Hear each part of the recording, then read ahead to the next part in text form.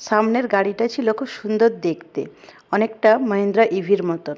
এটাও ইলেকট্রিক ভেহিকেলই ছিল।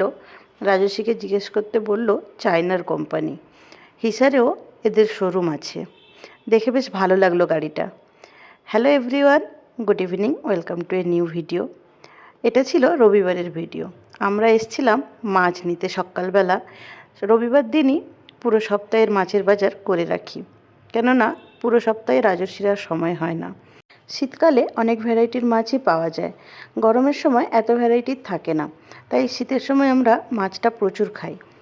যাই হোক, মাছ নিয়ে এসে রান্নাবান্না সেরে লাঞ্চ করে বিকেলে বেরিয়েছিলাম সর্ষে ক্ষেত দেখতে যাব বলে। অনেক দিন ধরেই প্ল্যান করছি সর্ষের ক্ষেত দেখতে যাব, কিন্তু সেটা আর হচ্ছে না কোনো না কোনো কারণে।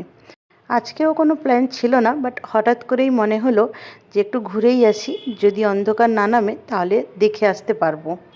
সেই ভেবেই আসা। গুগলির স্কুলের পাশ দিয়ে রাস্তাটাতে দুপাশেই সর্ষের ক্ষেত, বাট কোথাও ঢোকার রাস্তা নেই। তাই অনেক খুঁজে গ্রামের ভেতরে ঢুকে এক জায়গায় দেখলাম ভেতরে যাওয়ার রাস্তা আছে, তাই গাড়িটা ওখানে দাঁড় করিয়ে নেমেই চোখ যেন জুড়িয়ে গেল। এত অপরূপ দৃশ্য গ্রামের এর আগে বোধহয় দেখিনি। কিছুটা সময় মন ভালো করা এই প্রকৃতির মাঝখানে আমরা কাটালাম। আজ এটুকুই, দেখা হবে অন্য কোনো গল্পে। Follow for more.